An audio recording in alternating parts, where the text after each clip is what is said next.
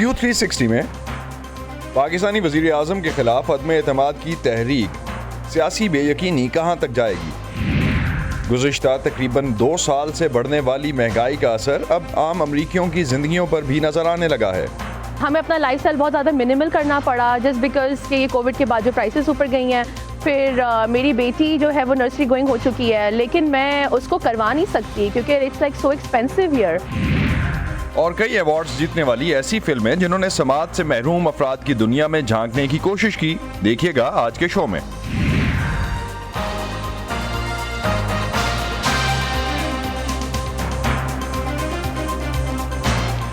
Voice of America के Washington studios में आप सबको खुशामदीद। आप देख रहे हैं प्रोग्राम व्यू 360 और मैं हूं असदुल्लाह खालिद। वज़ीर आज़म इमरान खान के खिलाफ तहरीक अदम एतमाद के लिए बुलाया गया कौमी असम्बली का इजलास आज ख़त्म हो गया और इसमें ये तहरीक पेश कर दी गई शहबाज शरीफ की जानिब से, अपोजिशन लीडर की जानिब से, कासिम सूरी की जानिब से, जिन्होंने आज सदारत की पार्लिमानी इजलास की स्पीकर के तौर पर। उन्होंने इसको 31 मार्च तक पोस्टपोन कर दिया है। अली फुरकान इस वक्त हमारे साथ इस्लामाबाद से मौजूद हैं, उनसे आज के इजलास के हवाले से और पार्लियामेंट्री सेशन के हवाले से मज़ीद जानते हैं। अली, क्या माहौल था ओवरऑल ऐवान में आज, और हुकूमत और अपोजिशन की जोड़ तोड़ के लिए मुलाकातें भी जारी हैं एक तरफ, और दूसरी तरफ आज असम्बली में करारदाद जो है वो टेबल हो गई।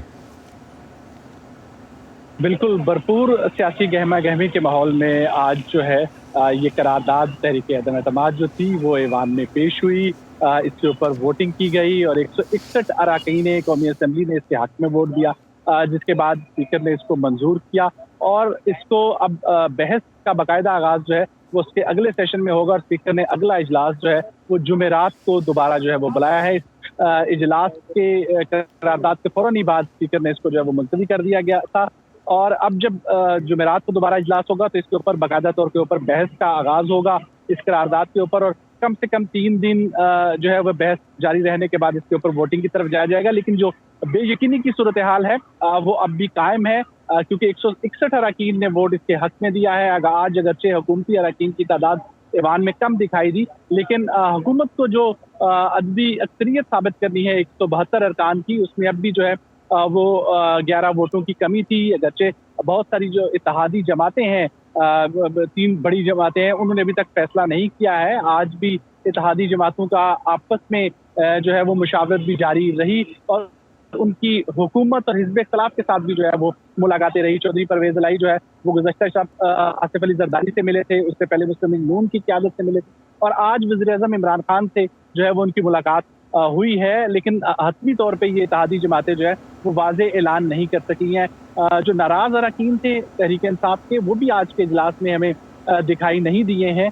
तो ये जो ये बेयकीनी की सूरत हाल है वो ऐवान के अंदर अब भी जो है वो मौजूद है। हिज़्ब इख्तिलाफ ने अपना पार्लिमानी पार्टी का इजलास की जो है वो इससे पहले बुलाया और स्पीकर के ऊपर ये दबाव दिया कि वो आज के दिन इस तहरीक को ज़रूर जो है वो ऐवान में पेश करें, और वो जो है वो तहरीक पेश कर ली गई है। लेकिन स्पीकर ने 4 दिन का वक्त जो है वो मजीद अब जो है वो मिल गया है, चूँकि आइंदा इजलास अब जुमेरात को होगा, जिसपे अब इस बहस आगे जो है वो बहस का आगाज होगा। बहुत बहुत शुक्रिया अली फुरकान इस हवाले से हमें अपडेट करने का। साबिक चेयरमैन सेनेट और माहिर कानून वसीम सज्जाद हमें इस वक्त इस्लामाबाद से ज्वाइन कर रहे हैं, उनसे पाकिस्तान के सियासी बहरान पर मज़ीद बात करते हैं। वसीम साहब, बहुत शुक्रिया हमें वक्त देने का। वज़ीर आज़म इमरान खान ने कल जो जलसा किया, उन्होंने अपनी तकरीर में कहा कि अगर हुकूमत की कारकर्दगी पर अदम एतमाद का इजहार करना हो तो हुकूमती जमात के अरकान के पास सिर्फ एक ही रास्ता है कि वो इस्तीफ़ा दे दें। पाकिस्तान की पार्लिमानी तारीख इस हवाले से क्या कहती है? पाकिस्तान की तारीख तो ये है कि कोई मेंबरान ने इस्तीफ़ा नहीं दिया। बहुत ही कम ऐसे नज़ीर मिलेगी कि मेंबरान अगर नाखुश हैं हुकूमत से तो इस्तीफ़ा दे दें। शायद 1-2 ऐसे होंगे, लेकिन इस वक्त जो सूरत हाल है वो ये है कि हुकूमत के पास अक्सरियत इस तरह बनती है कि उनके साथ कुछ एलाइड पार्टीज है, और जो बुनियादी तौर पे इस वक्त उनके साथ एलाइज है, एक PMLQ उनके साथ है, MKM उनके साथ है, और बलूचिस्तान अवामी पार्टी उनके साथ है, और दीगर भी छोटी छोटी पार्टीज उनके साथ है। तो इन सब को मिला के उनकी अक्सरियत बनती है। अगर ये इत्तेहादी पार्टीज हुकूमत को छोड़ दें तो फिर अपोजिशन के पास 172 की तादाद बन जाती है, کیونکہ ضروری ہوتی ہے ایوان میں نو کانفیڈنس ووٹ کو پاس کرنے کے لیے. تو اب اس وقت یہ صحیح فرمایا آپ نے کہ بڑی سخت بے یقینی کی صورتحال ہے، کیونکہ ابھی تک کوئی پتہ نہیں کہ جو اتحادی پارٹیز ہیں وہ حکومت کے ساتھ چلیں گی یا اپوزیشن کے ساتھ آئیں گی. ابھی ان کی آپس میں مشاورت ہو رہی ہے، ملاقاتیں ہو رہی ہیں. ابھی خبر آئی تھی کہ چودھری پرویز الہی صاحب وزیر اعظم کو ملنے چلے گئے ہیں.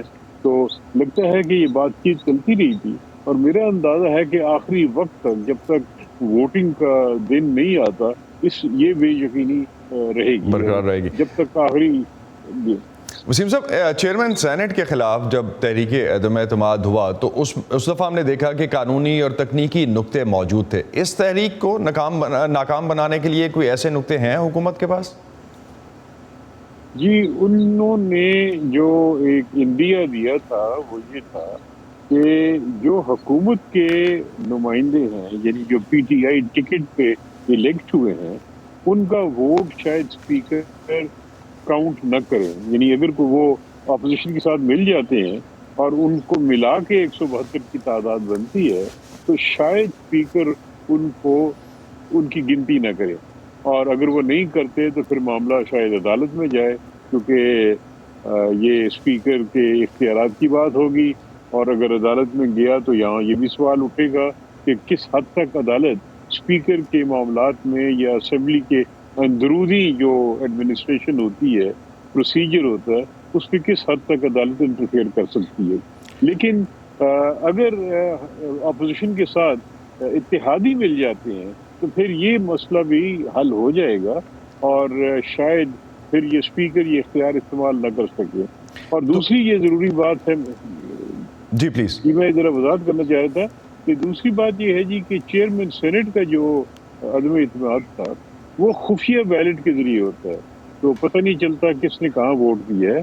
یہ جو عدم اعتماد ہوگا وزیر اعظم کے خلاف یہ اوپن بیلٹ ہوگا. یعنی ہوگا یہ کہ ایک جب تحریک پہ ووٹنگ شروع ہوگی تو ممبران ایک لابی سے گزریں گے جو اس کے حق میں ہیں، اور ان کا نام ٹک آف ہوگا، وہاں گنتی ہوگی، اور پھر گنتی کے بعد سب جب واپس آ جائیں گے تو اسپیکر فیصلہ کریں گے.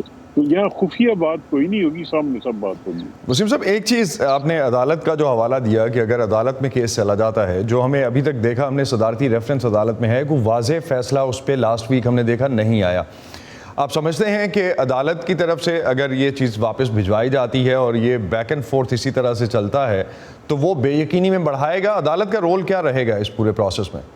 جی میرے خیال میں جی اگر عدالت نے فیصلہ نہ کیا ووٹنگ سے پہلے تو بے یقینی رہے گی، خصوصاً جو ممبران پی ٹی آئی کے ہیں، یعنی حکومت کے ٹکٹ پہ جن کا انتخاب ہوا ہے، اور اگر وہ ان کے خلاف ووٹ دینا چاہتے ہیں یا ووٹ دیتے ہیں تو ان کے بارے میں ایک بے یقینی رہے گی. لیکن عدالت کے سامنے یہ مسئلہ نہیں ہے کہ اگر اتحادی جو ہیں وہ کسی اور طرف ووٹ دیتے ہیں، اس کے بارے میں کوئی مسئلہ نہیں ہے، اور وہ اگر وہ میں دے سکتے ہیں، ان کی کوئی ایسی قدر نہیں ہوگی. وسیم صاحب، ایک چیز لاسٹ پہ، پرائم منسٹر نے کل یہ بھی کہا کہ بیرونی طاقتیں جو ہیں وہ ان کی خارجہ پالیسی پر اثر انداز ہونے کی اجازت مانگ رہی ہیں، وہ ان کو یہ اجازت نہیں دے رہے. اور یہ کون سی طاقتیں ہیں شاید یہ تو ہمیں وہی بتا سکتے ہیں، لیکن کیا اس ساری کہانی میں آپ کو کہیں بیرونی طاقتوں کا ہاتھ نظر آتا ہے؟ جی یہ میرے لیے کہنا بہت مشکل ہے کہ بیرونی طاقتیں کون سی ہیں، کیسے نظر انداز ہو رہی ہیں. یہ تو میرے خیال میں اگر ساری بات وہ کھول کے بتائیں کہ کون سی طاقتوں نے کیا حربے استعمال کی ہیں، کس طرح کر رہے ہیں، لیکن میرے پاس کوئی ایسا معلومات نہیں ہے جس کی بنیاد پہ میں کہہ سکوں کہ واقعی طاقتیں ہیں نہیں ہیں، کیا کر رہی ہیں، کس حد تک وہ انٹرفیئر کر رہی ہیں پاکستان کی پالیٹکس پہ. وسیم صاحب، ایک چیز بالکل لاسٹ پہ، حکومت تحریک پر رائے شماری کو کتنا مؤخر کر سکتی ہے؟ جی جو آئین کی شک ہے اس کے مطابق تو جب یہ تحریک پیش ہو جاتی ہے تو اسپیکر کو 3 دن پہلے اور 7 دن کے بعد، یعنی 3 دن اور 7 دن کے درمیان اس کو ختم کرنا ہوتا ہے، اس کو فائنلائز کرنا ہوتا ہے. لہذا آئین کی روح سے تو اسپیکر کو 7ویں دن ووٹنگ کروانی چاہیے. تو اس میں تو کوئی بے یقینی نہیں ہے. لیکن اگین ہماری جو کانسٹیٹیوشن ہے उसमें एक शिक है कि जो इंटरनल कार्रवाई होती है पार्लियामेंट की वो अदालत में चैलेंज नहीं की जा सकती, लेकिन कुछ खुसूसी ऐसी सिचुएशंस होती हैं जहाँ पे अदालत इंटरफेयर भी करती है। तो जी लिहाजा वसीम साहब, देखते हैं अदालत इसमें इंटरफेयर करती है। जी बहुत बहुत बहुत शुक्रिया, आपने जिस तरह से वक्त दिया, हम इसको मज़ीद आगे डिस्कशन को बढ़ाना चाहते थे, वक्त की कमी यहाँ पे हमें ख़त्म करना पड़ेगा। बहुत शुक्रिया हमें ज्वाइन करने का। अमरीकी वज़ीर ख़ारजा एंटनी ब्लिंकन का कहना है कि वो सदर पुतिन को इक़्तिदार से हटाना बाइडन इंतज़ामिया की हिकमत अमली में नहीं समझते। अमरीकी वज़ीर ख़ारजा ने यह बयान सदर बाइडन की वार्सा में उस तकरीर के एक रोज़ के बाद दिया जिसमें उन्होंने सदर पुतिन के बारे में कहा था कि वो इक़्तिदार में नहीं रह सकते। इरम अब्बासी इस वक्त कैपिटल हिल से हमें ज्वाइन कर रही हैं। इरम, बाइडन इंतज़ामिया के कई ओहदेदारों की तरफ से अमरीकी सदर के बयान की वजाहत दी जा रही है। अब तो सदर बाइडन की तरफ से भी रद्द अमल आ गया है, क्या कहा जा रहा है इन वजाहतों में अब तक? जब कल वाशिंगटन डीसी यहाँ पर एक चर्च से सदर बाइडन निकल रहे थे तो सहाफ़ियों ने उनसे पूछा कि क्या आप चाहते हैं कि रूस में इक़्तिदार की तब्दीली आए, तो उनका वाज़ेह जवाब था कि नहीं, वो ऐसा नहीं चाहते। और जैसे कि आपने बताया कि वार्सा में एक तकरीर के दौरान सदर जो बाइडन ने ये कहा कि वो ये समझते हैं कि रूस के अंदर पुतिन जो है, व्लादिमीर पुतिन जो है, वो अब नहीं रह सकते। लेकिन फ़ौरन ही उनके बयान के बाद फिर वाइट हाउस के एक आला ओहदेदार ने इस बात की वजाहत की कि सदर ये कहना चाह रहे थे कि व्लादिमीर पुतिन यूक्रेन हो या ख़ित्ते में कोई भी मुल्क हो, वहाँ पे जारियत का इस्तेमाल नहीं कर सकते, अपनी ताकत का इस्तेमाल नहीं कर सकते, जंग का इस्तेमाल नहीं कर सकते। अगर हम यूक्रेन की बात करें तो यूक्रेन के सदर ने अब ये कहा है कि वो चाहते हैं कि व्लादिमीर पुतिन जो है, अगर ये जंग ख़त्म होनी है और वो चाहते हैं कि जंग ख़त्म हो तो व्लादिमीर पुतिन को उनसे आकर मिलना होगा। और वो कुछ शराइत उन्होंने कहा है कि वो मानने को तैयार भी हैं, लेकिन इस पर बात व्लादिमीर पुतिन उनसे ख़ुद आकर करेंगे। साथ ही साथ तुर्की के जो प्रेसिडेंट हैं उन्होंने भी रूसी सदर व्लादिमीर पुतिन से बात की और जंग के ख़ात्मे के बारे में बात की। और उनका ये भी कहना था कि इंसानी जान का जो इस जंग में नुकसान हो रहा है उससे बचाने के लिए ज़रूरी है। उन्होंने ये अपने कंसर्न जो हैं व्लादिमीर पुतिन को भी बताए और उनसे ये दरख्वास्त की कि वो इंसानी जानों का नुकसान ना हो, इसलिए इस जंग को ख़त्म करें। बहुत शुक्रिया इरम अब्बासी इस हवाले से हमें अपडेट करने का। ओवरऑल जिस तरह की सिचुएशन रशिया यूक्रेन जंग के हवाले से थी, आपने उस पर हमें जो रिएक्शन आ रहा है सदर बाइडन के स्टेटमेंट पे, उससे आगाह किया। अमरीकी इदारा शुमारियात के मुताबिक 2020 के वक्त से शुरू होने वाली महंगाई की लहर अभी तक जारी है। गुज़िश्ता माह अमरीका में अफरात ज़र की शरह 7.9% रही, जबकि गुज़िश्ता साल फरवरी में ये शरह 2% से भी कम थी।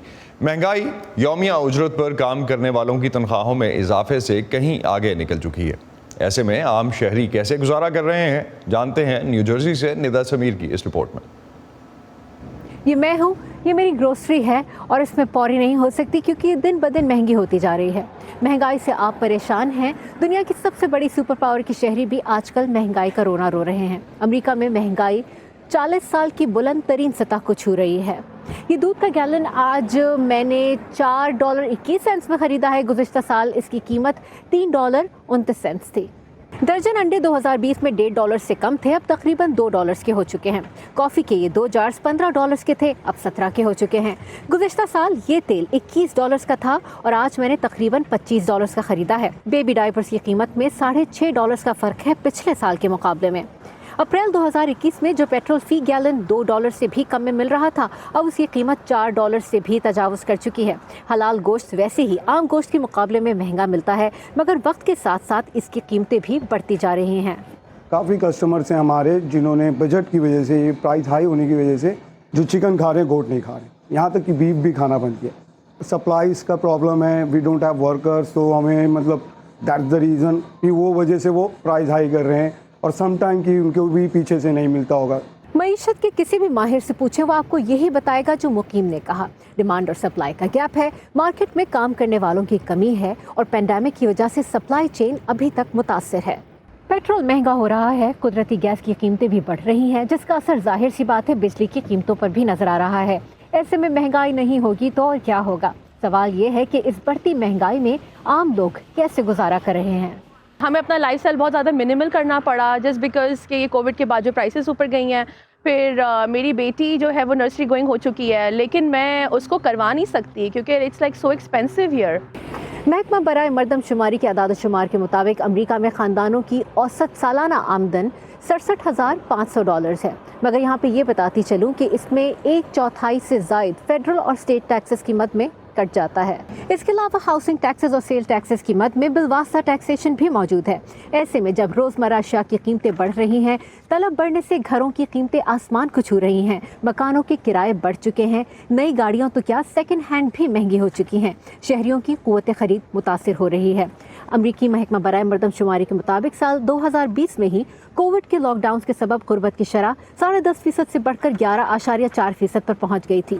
ماہرین کے مطابق اگر امریکی حکومت $4 ارب کے امدادی چیکس نہ دیتی تو غربت کی شرح 14% سے بھی اوپر جا چکی ہوتی.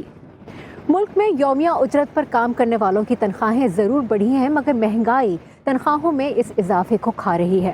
امریکی صدر جو بائیڈن نے کہا ہے کہ یوکرین میں جنگ کی وجہ سے روس پر جو پابندیاں لاگو ہو رہی ہیں اس کا بوجھ امریکیوں پر بھی پڑے گا، یعنی امریکہ کے شہری ایک بار پھر مہنگائی کے لیے تیار ہو جائیں.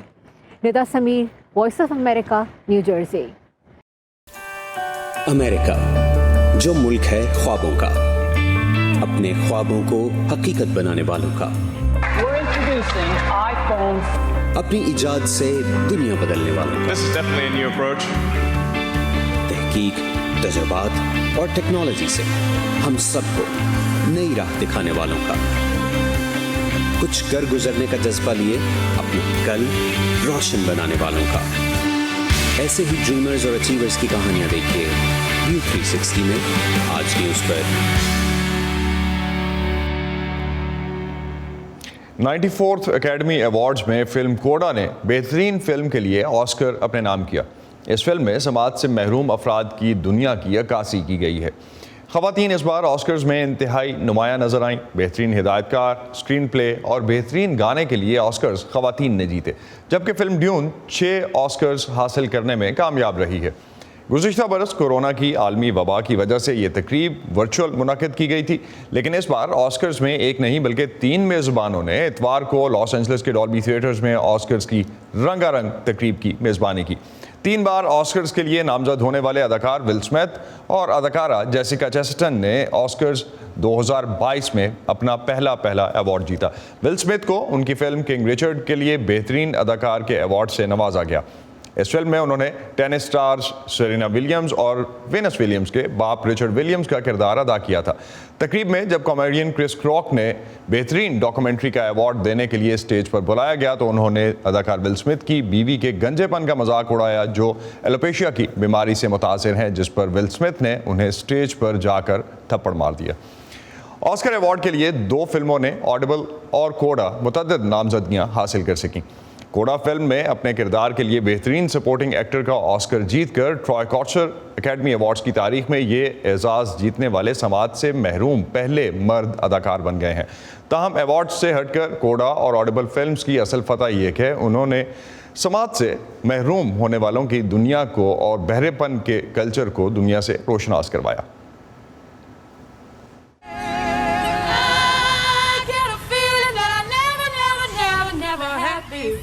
You're the girl with the deaf family?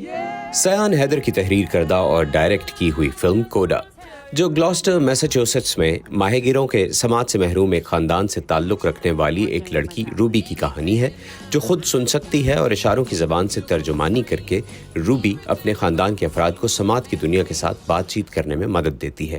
لیکن روبی موسیقی کی تعلیم حاصل کرنے کے لیے کالج جانے کا خواب دیکھتی ہے، جس کا مطلب یہ ہے کہ اسے اپنے خاندان کو چھوڑ کر جانا ہوگا. آڈیبل فلم ساز میتھیو اوگنز اور executive producer Nyle DiMarco کی ایک مختصر دورانیے کی دستاویزی فلم ہے جو میریلینڈ اسکول فار دی ڈیف میں ہائی اسکول کے سینئر طالب علموں کی زندگی کا حال بیان کرتی ہے جب وہ ایک ایسی دنیا کی حقیقتوں سے نمٹنے کی کوشش کرتے ہیں جو سننے کی اہل ہے.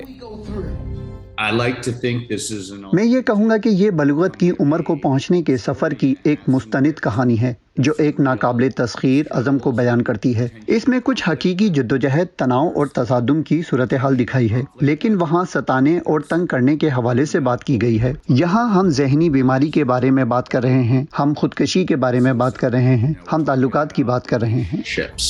آڈیبل کے ڈیمارکو کا کہنا ہے کہ یہ فلم کسی ترجمان کی مداخلت کے بغیر سماج سے محروم برادری کی ایک جھلک پیش کرتی ہے۔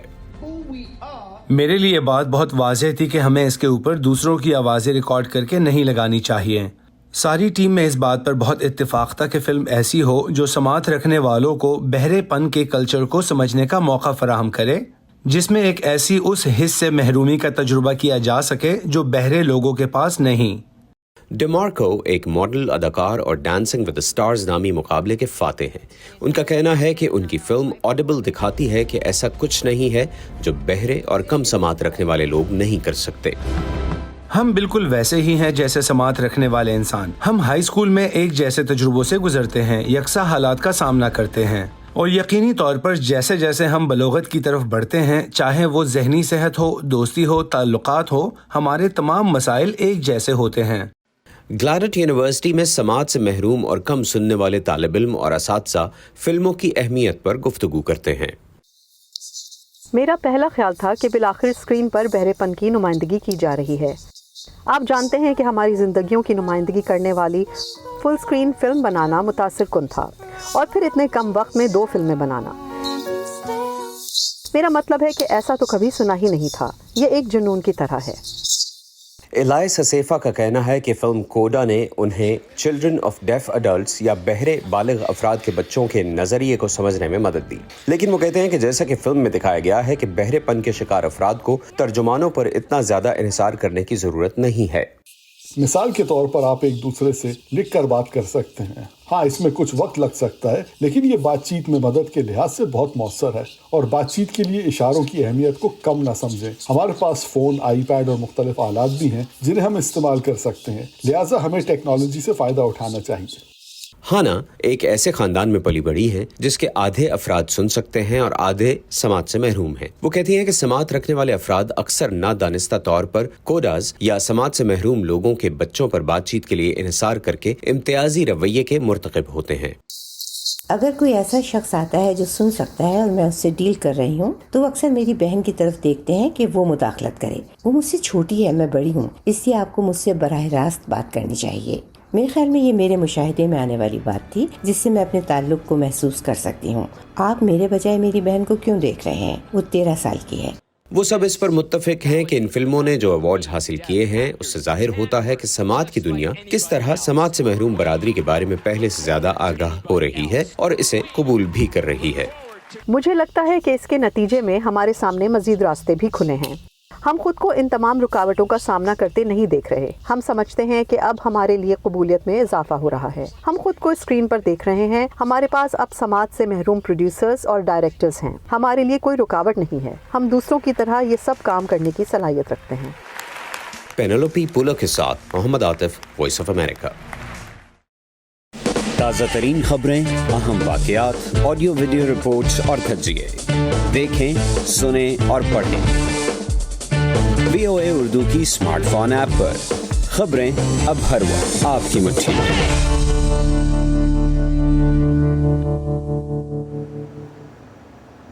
اسی پر ختم کرتے ہیں آج کا ویو 360۔